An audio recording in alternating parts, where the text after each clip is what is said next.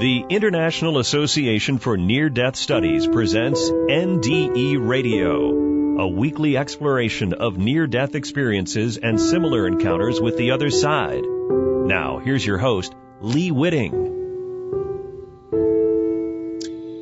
You listen to NDE stories on NDE Radio, but what about the NDEs of folks reluctant to speak about them on the radio? How do we learn about them?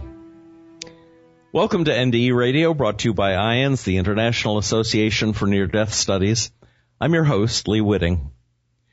One of the many advantages of being an IANDS member is the monthly report of a near-death or out-of-body experience that comes to your email from the files of IANDS.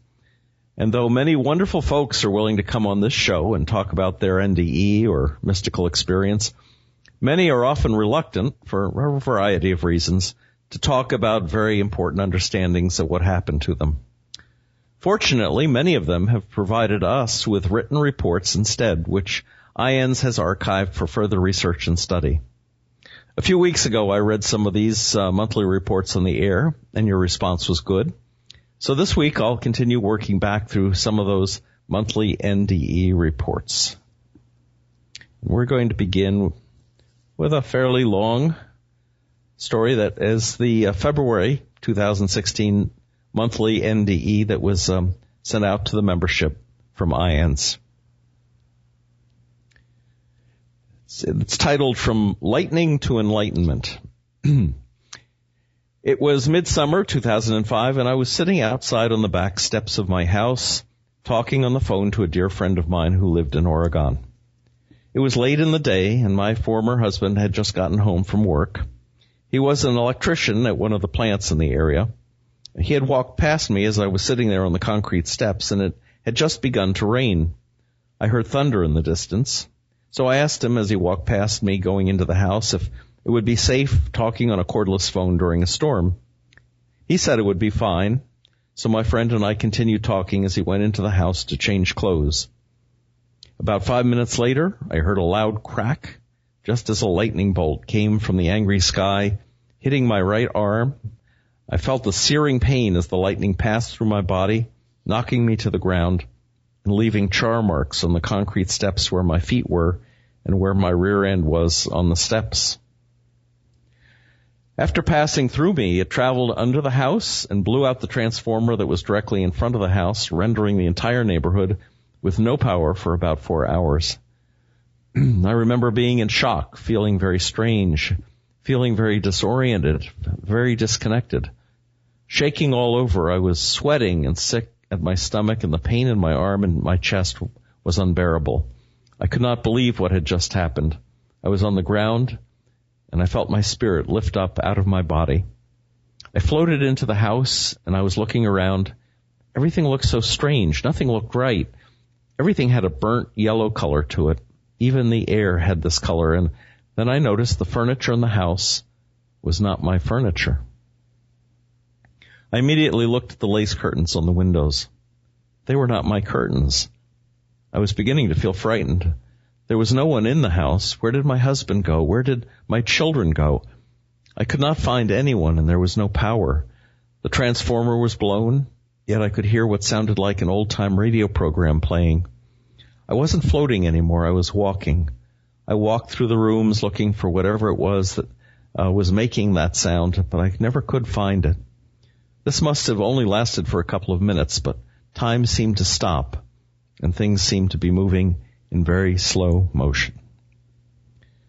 Then I found myself totally enfolded within the most beautiful, fluffy pink and gold clouds. They were so magnificent. I was in awe of such beauty, and I felt such a deep sense of peace and a sense of total and complete love. This love was just like the love I had felt before in the light so many years ago. It was so big, so huge, so complete, so deep. I felt like every pore of my body was open, and I was soaking all of it in. I was just basking in this deep, beautiful love. I felt whole and complete and totally accepted. I had no idea what was happening. I was moving through these gorgeous clouds, and as I moved, I seemed to be moving laterally. There was not a sense of moving up or down. I could feel this huge presence all around me, such as a loving presence pouring love onto me and into me. It was a love I have no words to explain. It was so beautiful. It brings tears to my eyes, even now. Then 2 men appeared and stood, one on either side of me. They were young men, maybe in their early 20s or early 30s. They were blonde-haired, blue-eyed, and they wore what looked like cream-colored linen clothing. There was a brilliant glow around them. They seemed to be illuminated, and their joy seemed to pour from every cell in their bodies. I noticed the linen cloth they wore was very detailed. It was a very tightly woven cloth and very soft. I could see the tiny weave pattern of the linen. Why that seemed important, I do not know, but it stood out very clearly. At first I thought these men were angels, but then I realized who they were. These 2 men were my younger brothers who had died as babies. We were so happy to see each other. It was like a family reunion. They had beautiful smiles, and they both looked so much like my dad. I knew he would be so proud of them both. I felt at ease as they led me from the clouds to a beautiful garden which was to the left of a huge, glorious city. As I looked around, I noticed that the colors were so bright and vibrant, and the air was sweet and clear. I could hear birds singing, and I heard water running, like there was a stream nearby. There were trees and flowers, and the grass was cool and soft on my feet. I felt a soft, silken breeze touch my skin. As I stood in this breathtaking place, I felt a huge presence all around me, just pouring love out onto me. I felt such joy, and all I could do was stand there in awe at the beauty and the love that was all around me. By this time, I was given the information that I had died and was entering heaven. It was like an infused knowledge. It was given as a simple fact. There was no feeling of fear or shock. I felt like I was floating. It felt good, so I didn't fight it. Then, as people gathered around me for support, I was given my life review. I was shown my life. Everything I had ever said and done was shown to me. It was like watching a black and white movie on a reel. There was no feeling, no judgment at all. It was right then that I learned that God does not judge us. We judge ourselves. Standing there before Him in all of His glory and perfection while we watch our lives pass in front of us. For me, all He did was love me through it. Not a word was said, and it was over in a blink of an eye. It was after the life review that I heard a male voice say, "What you put out into the universe will come back to you." As I stood there in the garden, I noticed once again how beautiful and brilliant the colors of the flowers, the trees, and the grass were. The reds were redder, the pinks more pink, and yellows more yellow. They were so much more vibrant than any colors I had ever seen. The air was sweetly fragrant. It was so clean and clear, the grass felt cool to the touch, like on a beautiful spring day. There were birds singing in the trees, and I saw a stream where the water glistened like diamonds in the sun as it flowed over the rocks. I heard music, which was more beautiful than anything I had ever heard before. It was then that I noticed everything had its own pitch or sound. The trees had a sound. The leaves on the trees had their own sound. The grass had a sound. The rocks had their own sound. The water had yet another sound, and so on. And when you take all of those individual sounds and put them all together, it sounded like the most magnificent symphony and choir ever created. And what's even more amazing, everything and everyone in heaven was singing praises to God. It just poured out of every leaf, rock, blade of grass, every bird. It was the most beautiful sound I have ever heard. I can still hear it, even now, after all these years. It is like a song in the wind. Every now and then I still hear the heavenly music as the breeze blows through the leaves on the trees, carries me back there, and I feel that deep, all-encompassing love again. It heals my soul, and my spirit soars. There is no time in heaven, so I have no idea how long it took for each different step of this journey. On the other hand, it seemed like everything happened so fast, and on the other hand, it seemed like time stood still. I began feeling as if I was attached to a giant IV bottle of knowledge. I was being fed all this knowledge, and I didn't even have the words to ask the proper questions. I felt such joy and elation.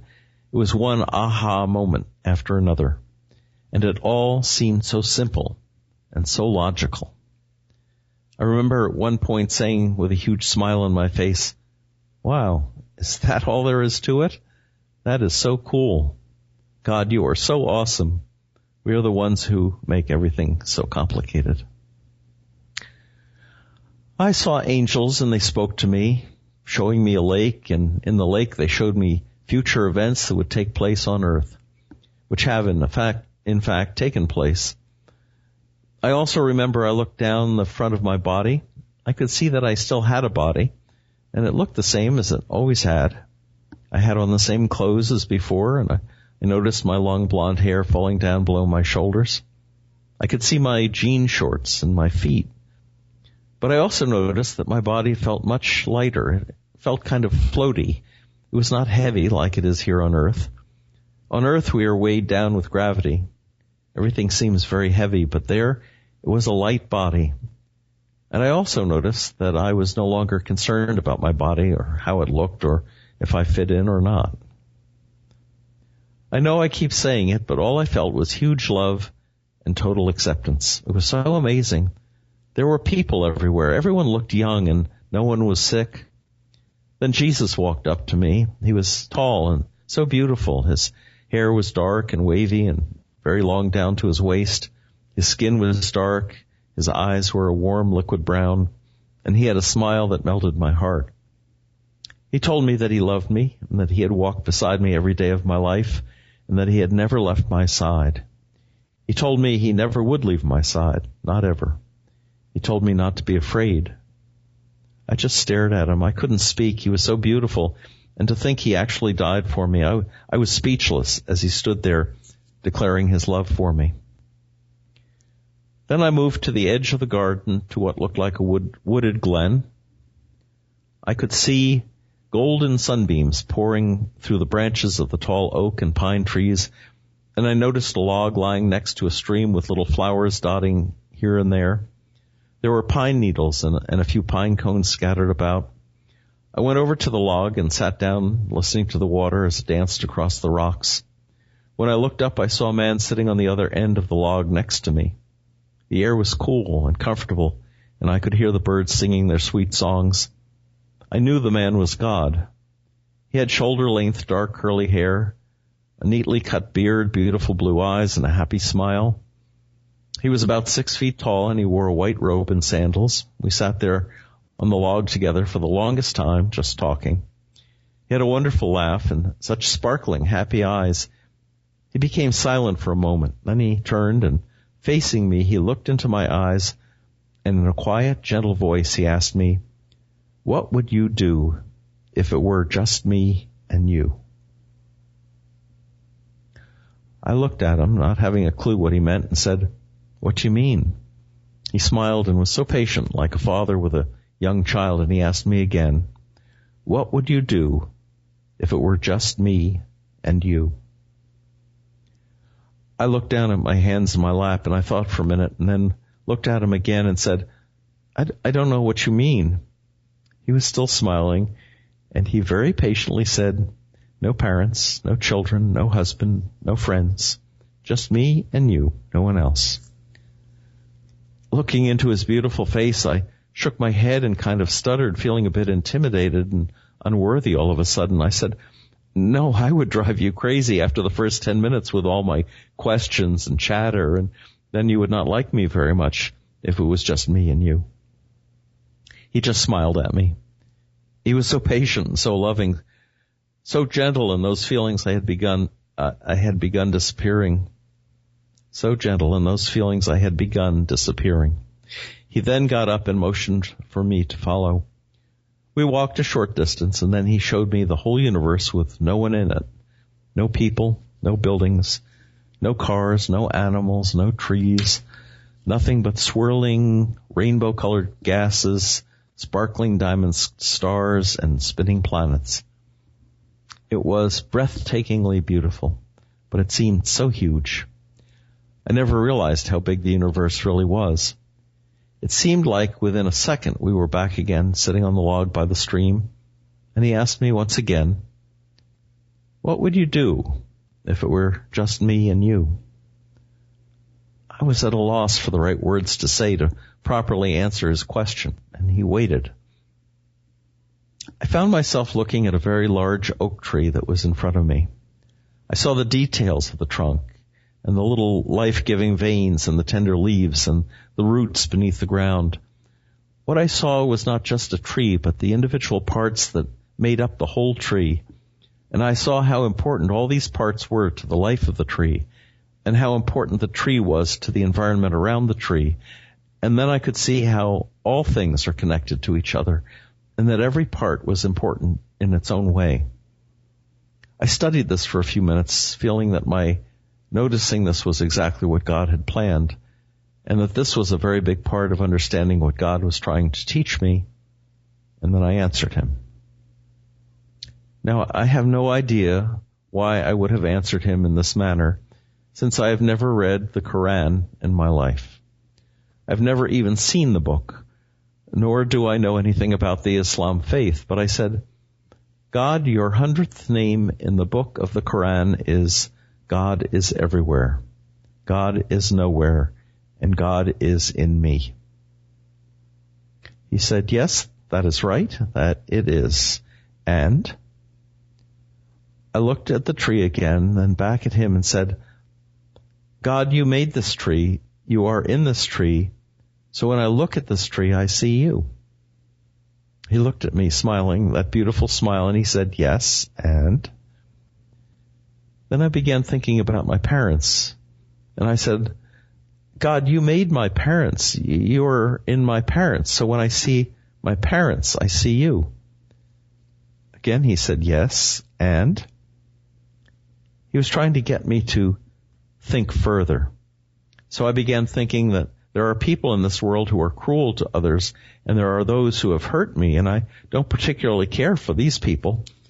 So I said to him, "God, there are some people who I don't really care for because they hurt others, but you made these people. You are in these people. So when I see these people, I see you."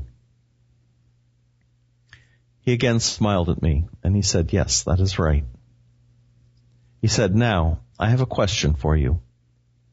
When you look in the mirror, what do you see?" I looked down again at my hands, and I thought for a moment. My normal response would have been something like, "I see me, no one special, just me." But then I looked into his beautiful eyes, and those feelings melted away because of the deep love I saw there. Then I said, "God, you made me. You are in me. So when I look in the mirror, I see you." He said, "Yes, that is right." He seemed so happy, and he was smiling from ear to ear, and I could feel his joy and his deep love surrounding me. I was completely immersed in his love as he looked at me. To me, this was so big. I could feel the hugeness of this revelation. I could feel it just spinning in my heart and mind. I can see the beauty of God so easily in others all around me, but it is much more difficult to see God's beauty in myself.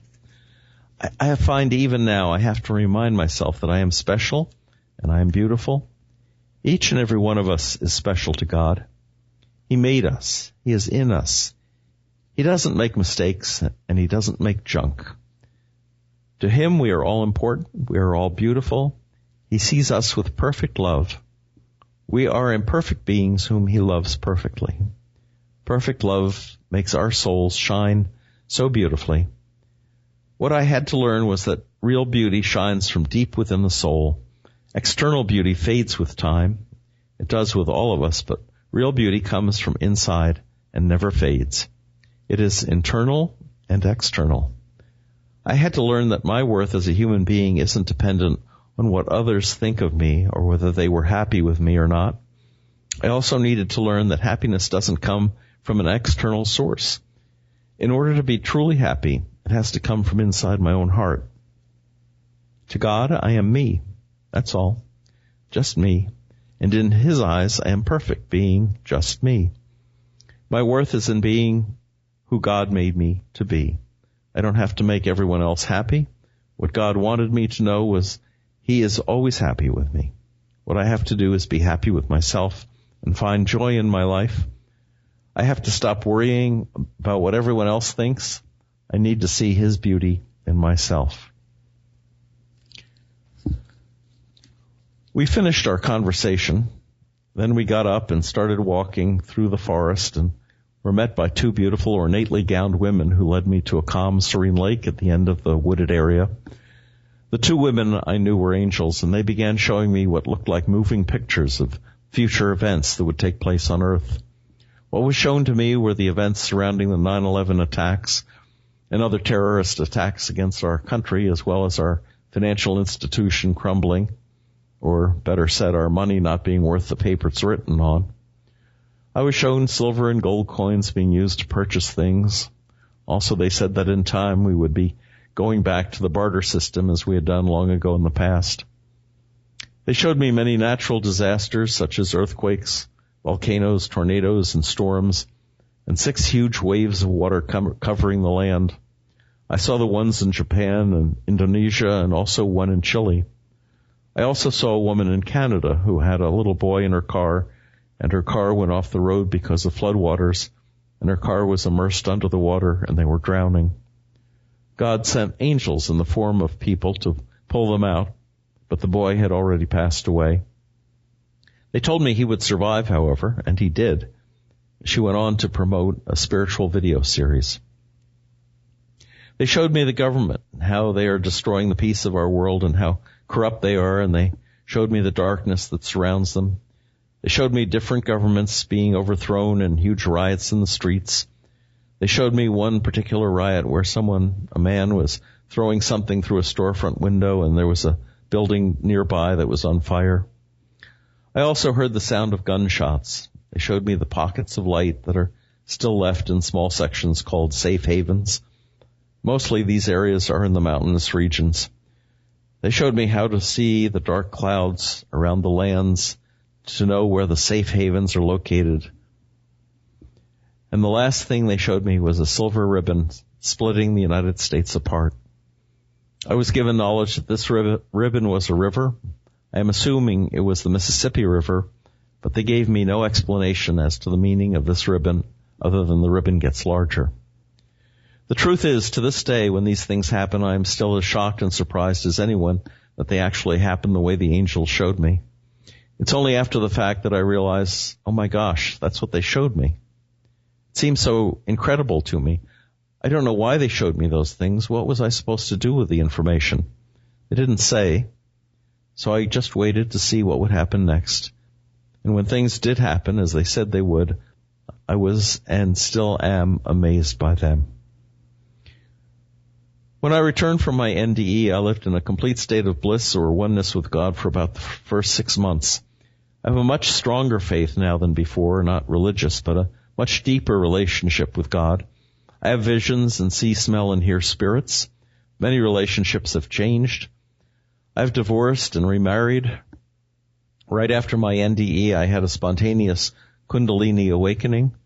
At first, I was unable to go into stores or churches or crowded places because I could feel the energy waves of other people, bright lights, loud music, and dark colors, and they would make me ill. I seemed to attract lightning, having been hit 4 times, twice by ball lightning, twice by lightning bolts. Lights flicker and phone calls drop.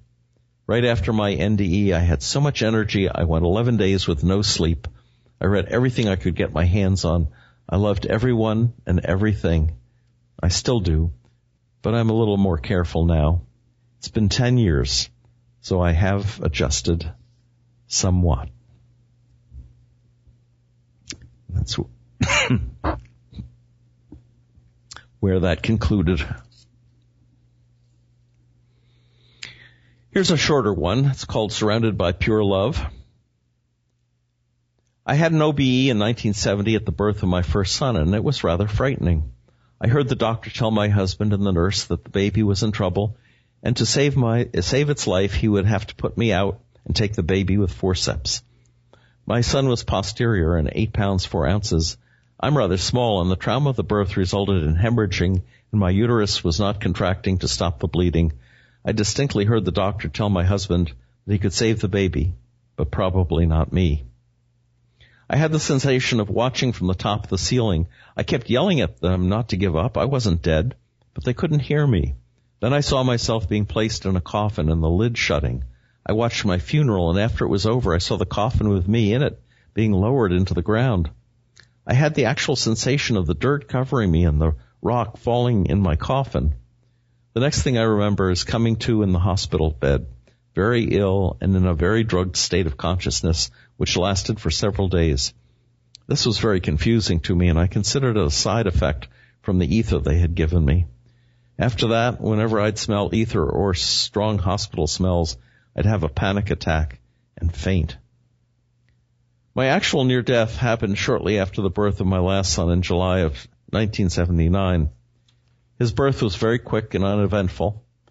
10 days later, however, I had severe cramping and began to hemorrhage again. I made it to the hospital where a D&C was performed, but before that happened, I was given several pints of blood. I must have been in a bad way because I was told later that I'd been given all the blood in our small hospital, and a police car was notified in a neighboring town to bring more blood. Due to the crisis, they administered the blood without cross-matching it. All seemed fine for a while, and then I began having an allergic reaction. My fever shot up to 107. I was covered in plastic sheets and buckets of ice were dumped on me. I was shaking violently, and my feet were so cold they put heated blankets on them, and some of the hospital staff were holding them down, trying to stop me from shaking so hard. I was in a great deal of pain. Then I felt as if I were beginning to bleed again, and I said to the doctor, "I'm bleeding again." And he said, "No, you're not." I felt myself leaving my body. It was a very physical experience. The first feeling I had was no pain. Then I found myself surrounded by pure love, and I felt as if I were being embraced by Jesus. I cannot tell you what he looked like, but I knew who I was with. He told me it was not my time to be there and I should go back. I did not want to do that. I remember seeing my life review, and I was ashamed, but when I looked back at Jesus, I was greeted with pure love and was guiltless.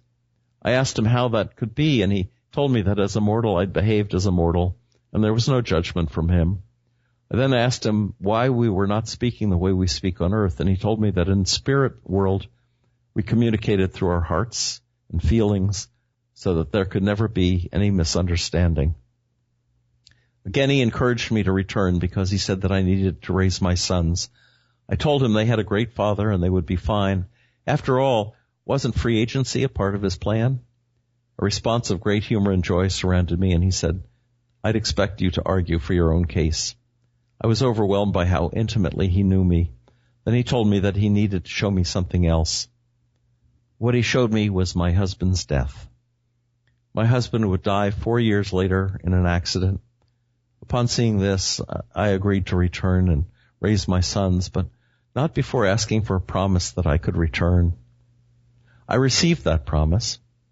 Then he said to me, "Remember that all you can bring back with you when you return is the love you give, and life on earth is about loving relationships." I then found myself entering back into my body, opening my eyes, and laughing out loud with joy. After this experience, I asked my doctor if I had died, and his response was, "Well, you very well could have." I told him a little bit about what had happened, and he said he didn't want to hear it, but that he knew I thought it was real. He and I were very close friends. I forgot about the part of my husband's death and when I returned home, when I returned to my body, but 6 weeks before his accident, I saw it in a very lucid dream and kept trying to change the outcome. I couldn't. I told my husband about it, and he said, "Forget it, I'll be fine." He wasn't, and 6 weeks later, the accident happened just as I had seen it. If you've had a near-death experience and I would urge you to write up the details and submit it to the IANDS office at IANDS.org.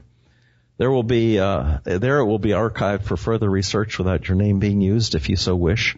And of course, we are always interested in hearing your story on the air as well. Drop me an email if you've had an NDE you'd like to discuss on the show. And if you'd like to listen again to this or any of our past shows, just go to our website at nderadio.org. And for more information about the work of IANDS and our upcoming conference in Orlando, Florida in July, check out that website, IANDS.org. And tune in next Monday, 11 a.m. Eastern for more NDE Radio. This is Lee Witting saying thanks for listening.